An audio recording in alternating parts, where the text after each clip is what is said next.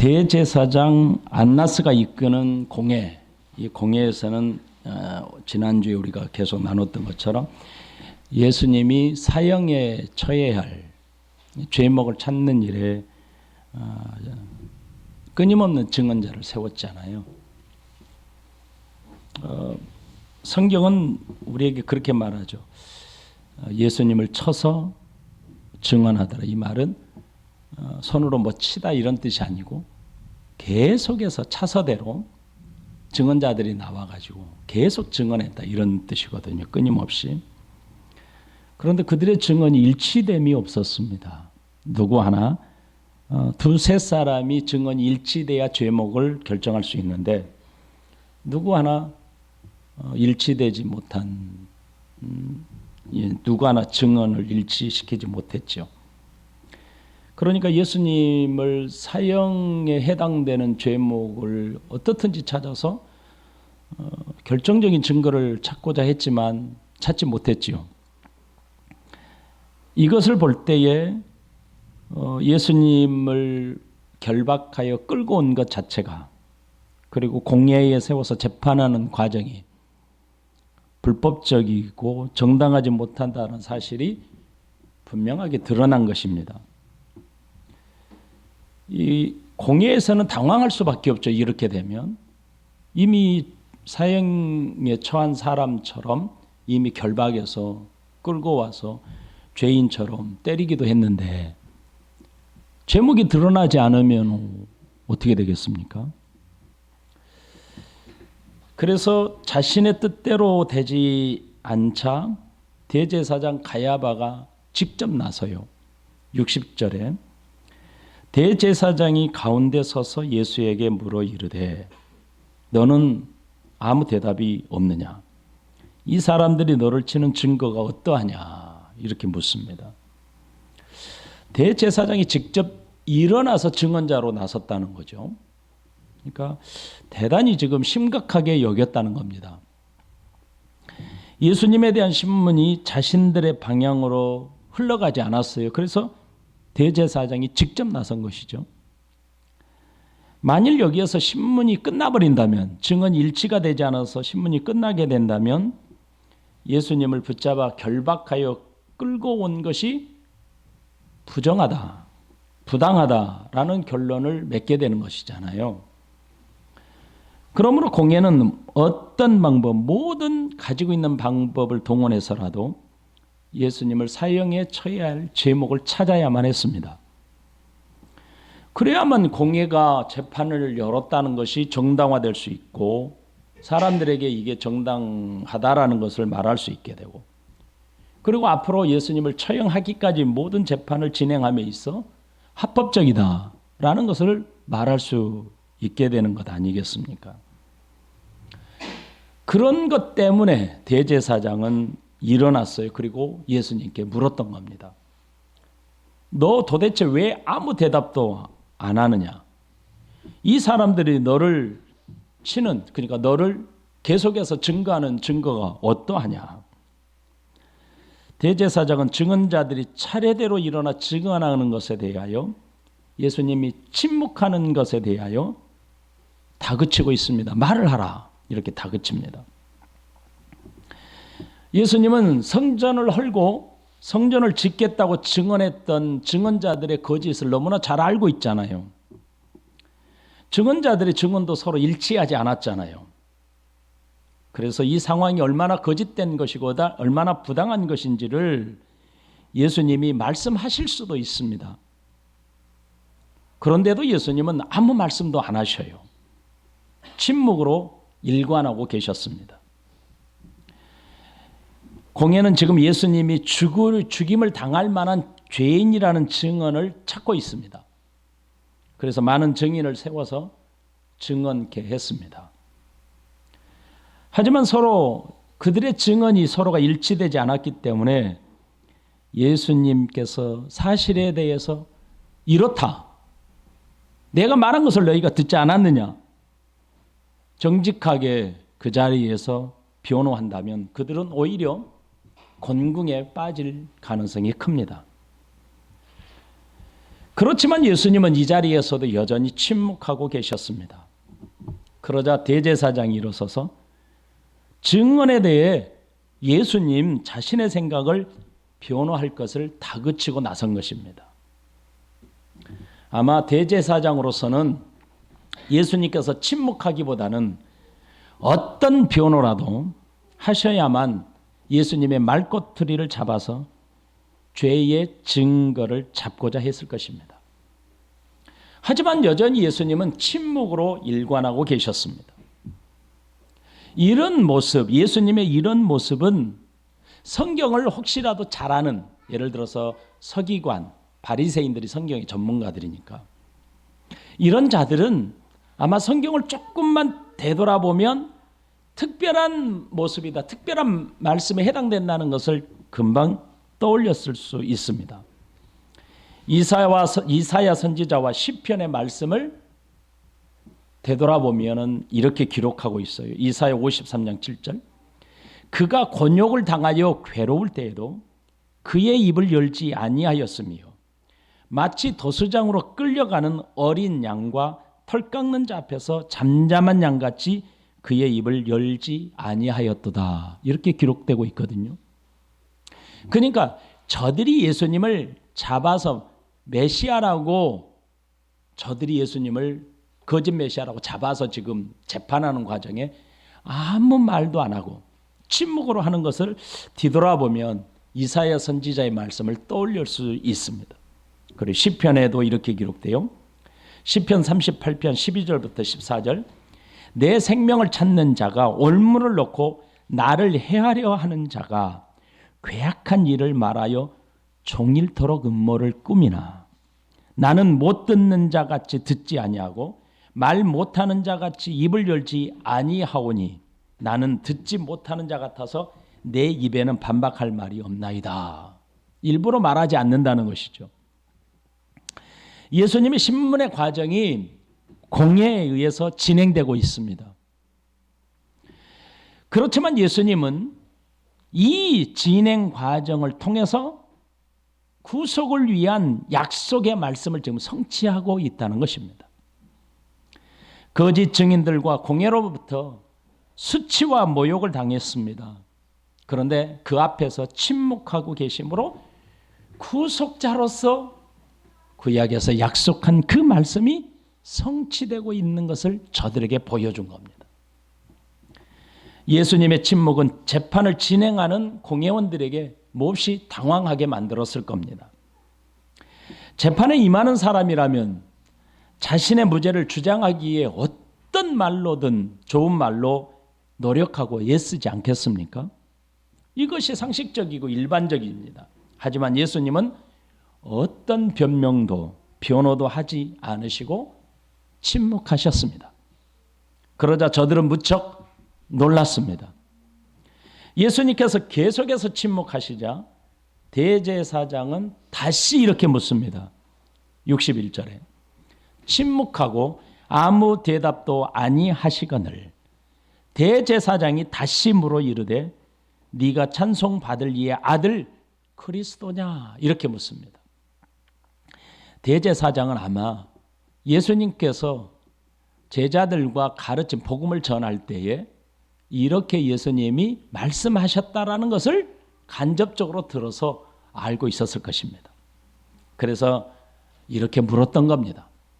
당시 유대인들은 하나님의 칭호를 직접적으로 부르기보다는 간접적으로 찬송받을 이와 같은 방식으로 불렀습니다. 그러니까 결국 그들은 예수님을 성전 모독이라는 제목으로 증언을 찾고자 했지만 그것도 일치하지 못하자 예수님을 그리스도냐, 네가 그리스도냐라고 물었습니다. 이것은 무슨 죄목을 걸고자 하냐면 바로 신성 모독죄로 걸고자 한 겁니다. 그러니까 대제사장은 단도직입적으로 네가 하나님의 아들이냐 이렇게 질문한 겁니다. 그래서 마태복음 26장 63절에서는 이렇게 기록되고 있죠. 예수께서 침묵하시거늘 대제사장이 이르되 내가 너로 살아계신 하나님께 맹세하노니 네가 하나님의 아들 그리스도인지 우리에게 말하라. 예수님께서 자신의 의도와는 달리 계속해서 침묵으로 일관하고 아무런 증언도 일치하지 않게 되자 대제사장은 네가 하나님 앞에 맹세하고 말을 하라라고 다그친 겁니다. 여기서 하나님 앞에서 맹세하도록 한다는 것은 세상에서 가장 무겁고 두려운 고백인 것입니다. 하나님 앞에서 맹세하게 한다는 것은 질문에 대한 답변을 반드시 듣고야 말겠다라는 강요였던 것입니다. 그리고 네가 지금 이 질문의 답을 명백하게 정직하게 진술하라는 뜻입니다. 여러분, 사내들인 공회의 의장인 대제사장 가야바의 이런 질문은 아주 무서운 음모가 숨겨져 있습니다. 그는 이렇게 물었죠. 대제사장이 다시 물어 이르되 네가 찬송받을 이의 아들 그리스도냐.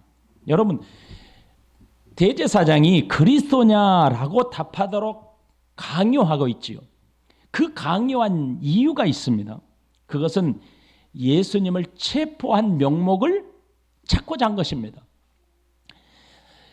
예수님을 체포할 때에 로마 군사를 동원했습니다. 그리고 성전 수비대를 동원했습니다. 그러니 대제사장 가야바의 질문에는 이 무서운 음모가 있는 겁니다. 다시 말하면 정치적으로, 종교적으로 사형에 처할 명분을 찾아보고자 했던 겁니다.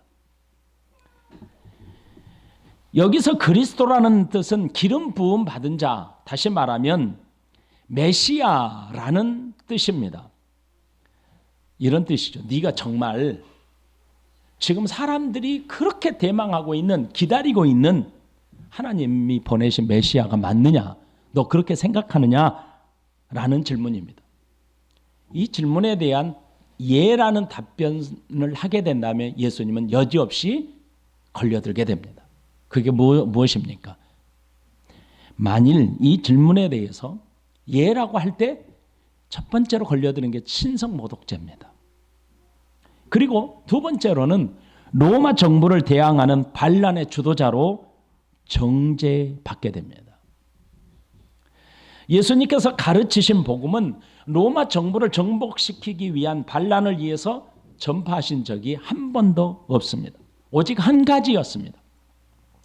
그것은 자기 백성을 구원하시기 위한 복음이었던 것이죠. 여러분, 사마리아 여인을 만나 이렇게 말씀하셨습니다.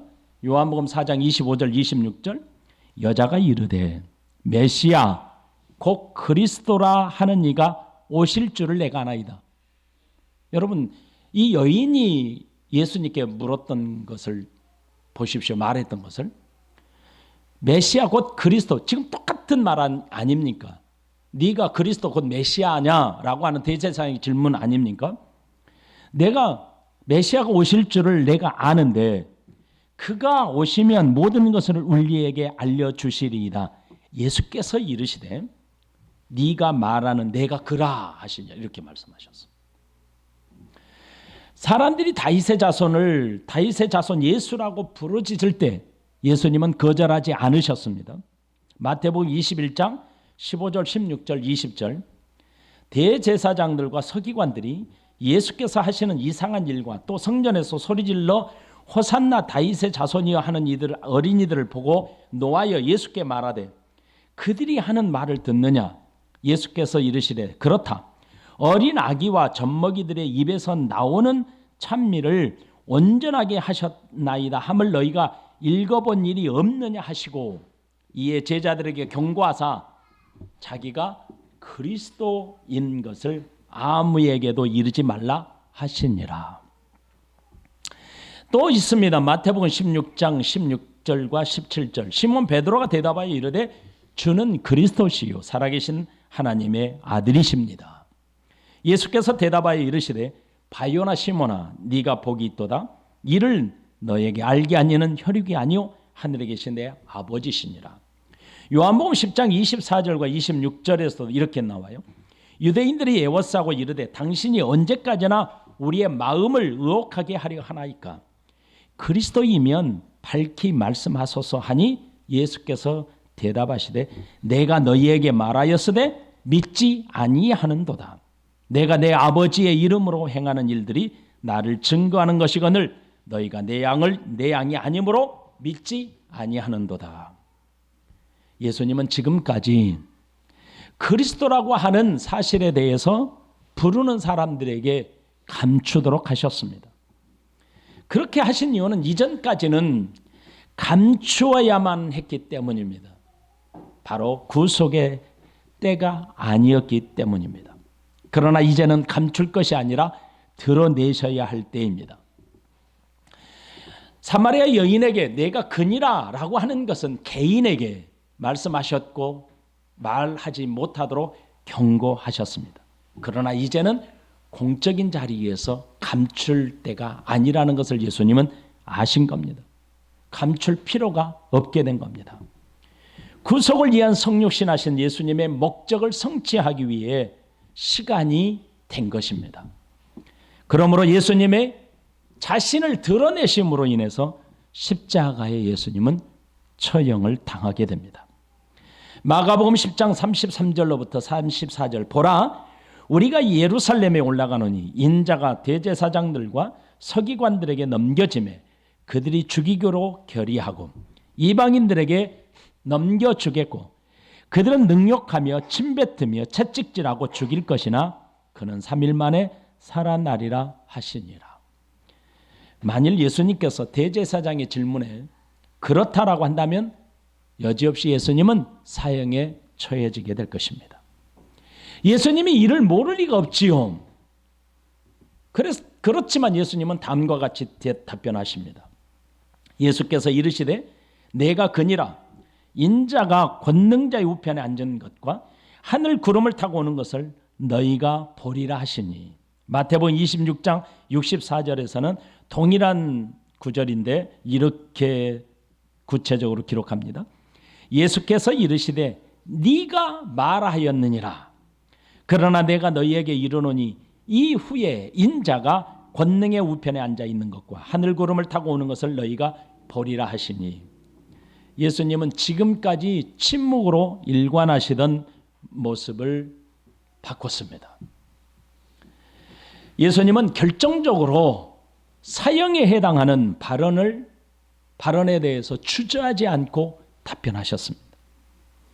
당시 최고의 권력자 아닙니까? 최고의 회의 아닙니까? 최고의 권력을 가진 공의 앞에서 공적인 자리에서 그렇다고 답하는 것은 사형에 처할 수 있는 중대한 범죄에 해당되는 것입니다.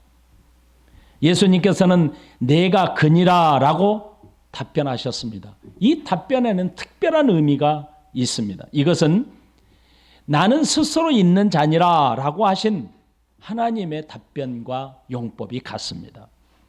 모세는 하나님으로부터 다음과 같은 답변을 받았습니다. 출애굽기 3장 13절 14절 모세가 하나님께 아뢰되 내가 이스라엘 자손에게 가서 이르기를 너희의 조상이 하나님이 나를 너희에게 보내셨다 하면 그들이 내게 묻기를 그의 이름이 무엇이냐 하리니 내가 무엇이라고 그들에게 말하리이까.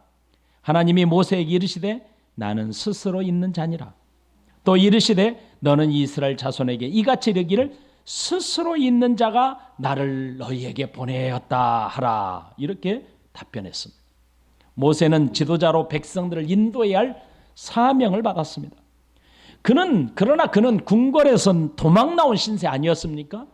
그것도 40년 동안 광야 신세로 전락했었습니다. 그런데 모세가 하나님을 만나고 난 뒤에 하나님이 저에게 사명을 주었습니다. 그러자 모세는 하나님께 이렇게 물었습니다. 광야에서 갑자기 백성들의 지도자로 하나님이 보내셨다고 한다면 누가 믿겠습니까? 그리고 너를 우리의 지도자로 보낸 하나님이 그의 이름이 누구냐? 라고 말할 때 내가 어떻게 답변해야 하겠습니까? 그때 하나님이 모세에게 이렇게 말했습니다. 나는 스스로 있는 자다. 스스로 있는 자가 너를 보냈다라고 답변하라고 말씀하셨습니다. 바로 예수님께서 나는 내가 그니라라고 하는 그 답변이 바로 나는 스스로 있는 자니라 라고 하는 답변의 용법입니다. 이것을 헬라어로 에고 에이미 용법이라고 말합니다. 나 스스로 있는 자니라. 이 답변은 하나님만이 하실 수 있는 답변입니다. 만일 그렇지 않는다 할지라도 예수님께서 하나님의 현현, 하나님께서 하신 답변이 아니라고 하도록 최소한 종교 지도자들의 질문에 바로 네가 말한 하나님이 나다라고 말하는 선언이었던 것입니다. 예수님은 종교 지도자들의 질문에 하나님께서 보내신 메시아라고 선언했던 것입니다.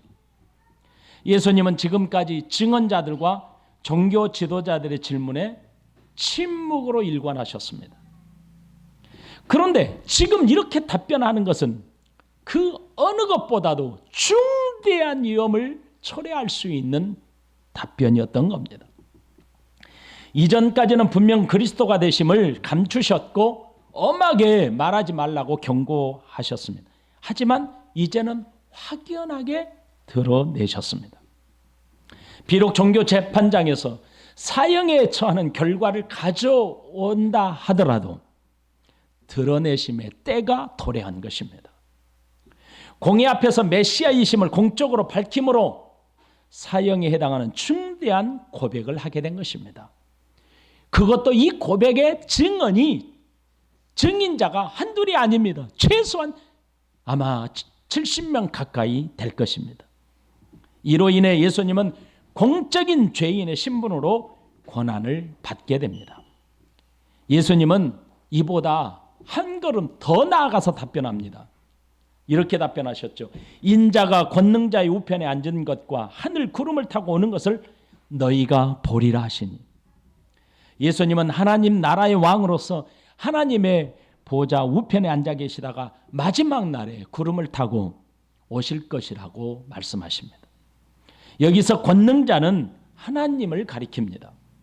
비록 지금은 사람의 손에 의해서 고난을 받고 죽임을 당하게 되겠지만 인자로서 권능자 우편에 앉게 될 것과 구름을 타고 다시 오게 될 것을 연결하셔서 말씀하셨습니다. 내가 그니라 라고 말씀하신 것과 인자가 라고 하심으로써 예수님은 바로 내가 신적인 존재라 라고 하는 것을 드러내시고 밝히신 것입니다. 그리고 비록 신적인 존재이지만 내가 너희에게 고난을 받고 내가 너희에 의해서 죽임을 맞겠지만 이후에 나는 다시 살 것이다. 부활할 것이다. 그리고 승천하셔서 권능자의 우편에 앉아 계실 것이다. 그리고 종말론적으로는 종말에는 내가 다시 구름을 타고 재림할 것이다. 예수님은 십자가의 죽음과 부활을 넘어서게 될 것과 그리고 심판주로서 전권을 가지고 재림하실 것을 말씀하고 있는 겁니다. 예수님은 이렇게 말씀하심으로써 종교 지도자들에게 예수님이 누구인지 분명하고 정확하게 선언하신 것입니다. 그것은 바로 내가 메시아다. 내가 그리스도다. 내가 하나님의 아들이다 라고 선언하신 겁니다. 너희가 비록 세상의 권세로 나를 잡아서 죽이겠지만 나는 부활하여 심판의 권능자로 다시 오게 될 때 너희는 권능자 앞에서 심판을 받게 될 것이다 라고 선언하고 계신 겁니다. 이 선언은 시편 110편 1절과 다니엘서 7장 13절에 대한 메시아의 약속이 성취될 것을 말씀하신 겁니다. 시편 110편 1절 여호와께서 내 주에게 말씀하시기를 내가 내 원수들로 네 발판이 되게 하기까지 너는 내 오른편에 앉아 있으라 하셨도다. 다니엘서 7장 13절 내가 또 밤 환상 중에 보니 인자 같은 이가 하늘 구름을 타고 와서 옛적부터 항상 계신 이에게 나아가 그 앞으로 인도되매. 이 말씀을 성취하신 것이죠. 그러자 대제사장은 분노를 드러냈습니다. 63절, 대제사장이 자기 옷을 찢으며 이르되 우리가 어찌 더 증인을 요구하리요. 대제사장은 자기 옷을 찢으며 더 이상 증인이 필요 없게 되었다고 했습니다. 옷을 찢는 행위는 처절한 회개와 슬픔과 분노의 극한 표현입니다. 대제사장의 옷을 찢는 행위는 단순히 슬픔과 분노, 고통을 표출한 것 이상의 의미가 있습니다. 그것은 바로 종교적 의미가 있는 겁니다. 특히 신성 모독을 입증되었거나 하나님의 심판을 대행하는 자로서 옷을 찢음으로 대제사장은 그렇게 표현한 것입니다. 대제사장은 자신의 옷을 찢음으로 예수님이 하나님을 모독하였기 때문에 다른 증인이 이제 더 이상 필요 없게 되었다라는 판결을 내린 것입니다. 그들은 지금까지 예수님을 죽일 증거를 찾기 위해 많은 증언자들을 세워서 증언케 했습니다. 하지만 서로가 일치하지 않아 자신의 뜻대로 흘러가지 않게 되었습니다. 하지만 이제 예수님께서는 결정적인 증언을 하셨습니다. 신성 모독죄에 해당하는 죄를 고백했습니다. 그러므로 저들에게는 더 이상 증언이 필요 없게 되었던 것입니다. 64절에 그 신성 모독하는 말을 너희가 들었도다. 우리 모두 다가 증인이라는 것이죠. 너희는 어떻게 생각하느냐 하니 그들이 다 예수를 사형에 해당한 자로 정죄하고. 여러분, 율법에 의하면 신성 모독은 돌로 쳐서 죽이도록 되어 있습니다. 이제 최종 판결을 위해서 공회 회원들에게 그 신성 모독하는 말을 너희가 들었다. 너희는 어떻게 생각하느냐라고 최종 판결을 위해서 질문했습니다. 그러자 참여한 모든 회원들은 한 사람만 제외하고 모두 다 만장일치로 사형에 처해야 된다라고 결정했습니다. 여러분, 그 한 사람은 누가복음에서 밝히고 있습니다. 그는 예수님의 시신을 자신의 무덤에 안치한 아리마대 요셉입니다. 누가복음 23장 50절 51절 공회 회원으로 선하고 의로운 요셉이라 하는 사람이 있으니 그들의 결의와 행사에 찬성하지 아니한 자라. 그는 유대인 동네 아리마대 사람이요 하나님의 나라를 기다리는 자라. 공회는 종교적으로 사형에 해당하는 죄로 판결할 수는 있습니다. 하지만 사형을 집행할 수는 없습니다. 사형 집행은 오직 로마 정부의 권한에 있기 때문입니다. 공회는 사형 집행을 위해서 로마 법정인 빌라도와 헤롯에게 그래서 예수님을 보내게 됩니다. 그들은 예수님이 정치적으로 반란을 꾀한다는 제목을 찾지 못했습니다. 그럼에도 빌라도에게 보내게 되는 것은 종교적 재판에서 사형을 판결했기 때문입니다. 예수님은 이제 종교 재판을 넘어서 로마 법정, 정치적인 법정에 서게 되는 것이죠. 종교적으로는 사형을 판결한 공회 아닙니까?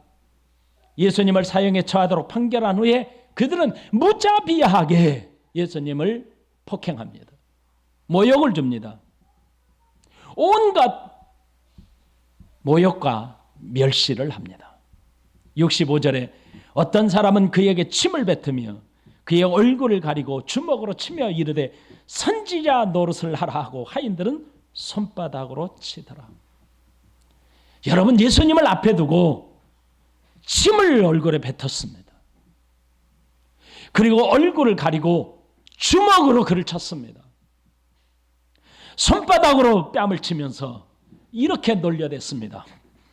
덩그렇게 서서 우리 가운데 너를 세워서 우리가 치고 있으니 우리 가운데 누가 너를 쳤는지 한번 맞춰보라 라고 조롱했습니다. 예수님 주변에 그들은 몰려들었습니다. 그리고 너나 할 것 없이 예수님의 얼굴에 침을 뱉었습니다. 그리고 사람들을 보이지 않도록 예수님 얼굴을 가렸습니다. 그리고 예수님을 주먹으로 치면서 이렇게 놀립니다. 우리 중에 누가 너를 때렸는지 한번 선지자처럼 말해봐라. 한번 선지자 노릇을 해보지 그러느냐 라고 놀려댔습니다. 아마 이들은 공회의 회원들입니다. 종교 지도자들입니다. 종교 지도자들이 그렇게 이런 모습을 하자 하인들까지 나섰습니다.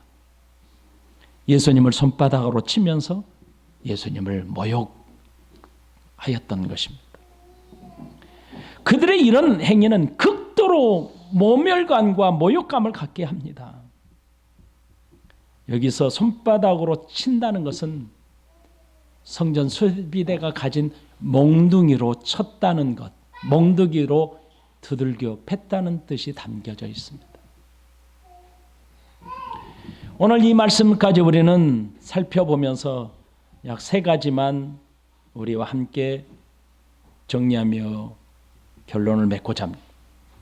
첫 번째, 예수님은 우리를 구원하신 구세주라는 사실을 우리는 반드시 믿어야 합니다. 당시 종교 지도자들은 율법에 능통한 자들입니다. 그럼에도 불구하고 예수님을 믿지 못했습니다. 예수님께서 그들이 잘한다는 율법이 오히려 저들의 영적인 눈과 귀를 가리워지게 했습니다. 아무리 예수님이 하나님 되심을 증거해도 믿지 못하는 이유는 그들의 영적인 눈과 귀가 가리워졌기 때문입니다. 예수님은 나를 위해 죽으시고 부활하시어 재림하실 것을 믿어야 합니다. 믿지 않는 자들은 말씀을 들어도 이해하지 못합니다. 예수님은 그들에게 분명히 알려주었습니다. 그렇지만 그들은 믿지 못했습니다. 그 결과 예수님을 모욕하고 멸시하게 된 겁니다. 오늘날도 마찬가지입니다. 예수님이 누구인지 모른다면 예수님을 모욕하고 멸시하는 일에 서슴지 않을 것입니다. 세상에 기독이라는 것은 그리스도를 가리킵니다, 여러분. 그리스도를 가리켜요. 그래서 기독교입니다. 그런데 기독교라고 말하는 사람들이 서슴없이 말합니다. 얼마나 모멸감이 듭니까, 여러분? 그런 말을 들으면서도 여러분 마음에 분노가 일어나지 않습니까? 예수님을 알지 못하면 예전이나 지금이나 모두 다가 모욕하고 멸시합니다. 무자비한 모욕을 가하게 될 것입니다. 두 번째, 우리의 신앙 고백은 정확해야 합니다. 예수님께서 죽음에 이른다 하더라도 분명하게 증언함과 같이 우리의 증언도 그래야 합니다. 예수님은 나의 구주, 나의 하나님입니다. 명쾌하게 고백해야 합니다. 권력자들 앞에서 많은 공적인 자리에서 고백해야 합니다. 신앙 고백이 정확하지 못한다면 베드로처럼 멀찍이 서서 아니면 예수님을 떠나서 살게 될 것입니다. 신앙 고백이 정확하고 정직해야 합니다. 만일 우리의 신앙 고백이 정확하지 못한다면 우리의 신앙의 열정과 신앙의 삶이 고스란히 드러나게 될 것입니다. 결과적으로 나의 오늘의 삶의 내용이 달라지게 된다는 것입니다. 나의 신앙의 모습이 달라진다는 것입니다. 마지막 3번째입니다. 마지막 날에는 권능으로 재림하시어 심판하실 주님을 기다리며 살아야 합니다. 심판날은 반드시 도래할 것입니다. 그때 우리의 악한 행위가 모두 다가 낱낱이 드러나게 될 것입니다. 하나님은 공의로운 심판을 행하실 것입니다. 전능하신 우리 주님께서 다시 이 땅에 오시어서 세상을 심판하게 될 것입니다. 종교 지도자들 앞에서 침묵하심과 아무런 저항 없이 모욕과 고난을 받으셨지만, 그래서 그가 죽임을 당했지만 그는 부활하셨습니다. 그리고 승천하셨습니다. 그리고 다시 오시마 약속하셨습니다. 큰 권세 앞에서 모두가 예수님을 죽이는 일에 동의했지만 한 사람만이 아니라고 답변했습니다. 아리마대 요셉입니다. 공의 의원으로 선하고 의로운 요셉이라 하는 사람이 있으니 그들의 결의와 행사에 찬성하지 아니한 자라. 그는 유대인의 동네 아리마대 사람이요, 뭘 기다렸냐면 하나님의 나라를 기다리는 자라. 예수님께서 재림하실 것을 믿고 기다리는 사람은 분명한 삶의 형태가 나타나게 되어 있습니다. 어떠한 경우에도 모든 사람들이 다 넓은 길을 가더라도 예수 그리스도가 이 땅에 반드시 재림할 것이라고 믿는 사람은 그들과 다른 길을 걷게 되어 있습니다. 모든 사람들이 다 한 곳으로 향하여 간다 할지라도 예수님의 재림을 기다리는 자는 다른 사람이 가지 않는 두렵고 무서운 길을 주저하지 않고 가는 사람이 예수님의 재림을 기다리는 사람입니다. 사랑하는 여러분, 저와 여러분은 어떤 사람입니까? 우리는 어느 길을 선택하며 가고 있습니까? 권력자, 권세, 세상이 무서워서, 세상이 두려워서, 친구가 두려워서 모두 다가 가는 그 길로 가고 있습니까? 모욕을 당하는 게 두렵기 때문에 정확한 신앙 고백을 할 수 없는 그 길을 선택하여 가고 있습니까? 아니면 예수님은 나의 구주, 나의 하나님입니다 라는 정확한 고백으로 오늘 또 그리스도를 기다리며 사는, 하나님의 나라를 기다리며 사는 아리마대의 요셉과 같은 사람입니까? 오늘 이 말씀을 가슴에 새기면서 이번 한 주간 믿음으로 승리하는 은혜의 성도들 되시기를 예수님의 이름으로 축복합니다. 아멘.